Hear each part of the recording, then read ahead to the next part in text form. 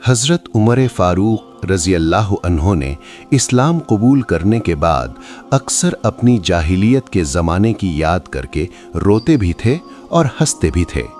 जब उनके साथियों ने इसका कारण पूछा तो उन्होंने दो बातें बताईं। उन्होंने फरमाया कि जब मुझे वो वक्त याद आता है जब मैं अपनी मासूम बेटी को अपने हाथों से ज़मीन में जिंदा दफन कर रहा था तो मेरी आंखों से आंसू बह निकलते हैं।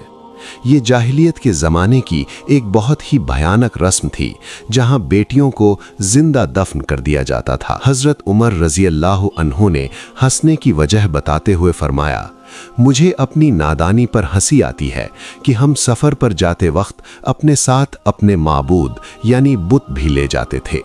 एक बार मैं सफ़र पर था और मेरे पास कोई बुत नहीं था। मुझे बहुत भूख लगी तो मैंने अपनी झोली से खजूरें निकाली, उन्हें गूंधा और एक बुत की शक्ल दे दी। फिर उन्होंने आगे बताया, मैंने उस खजूरों से बने हुए खुदा की अच्छी तरह पूजा की, उसके सामने गिड़गिड़ाया और सजदा किया। लेकिन जब रात हुई और भूख ने बहुत परेशान किया तो मेरे पास खाने को कुछ और नहीं था। आखिरकार मैंने उसी खुदा को जिसे अभी सजदा किया था एक एक करके सिर से पांव तक खा लिया। अब जब मैं इस बात को सोचता हूँ कि इंसान कितना बेवकूफ़ था जो खुद बुत बनाता था और भूख लगने पर उसी को खा जाता था, तो मुझे अपनी अक्ल पर हंसी आती है। ये सिर्फ कहानियाँ नहीं हैं बल्कि इंसानी अक्ल के उस जवाल की निशानदेही करती हैं जो अल्लाह को छोड़कर गैर अल्लाह की तरफ रुजू करने से होता है। अक्ल का अंधेरा।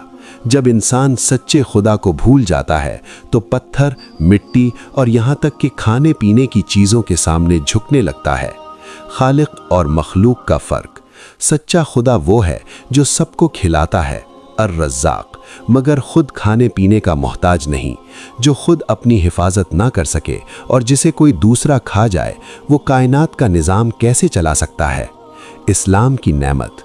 इस्लाम ने इंसान को इन सब बेकार और बेतुके अकीदों से निकालकर सिर्फ एक अल्लाह की बंदगी में लगा दिया जिसने इंसान को अशरफुल मखलूक़ात बनाया।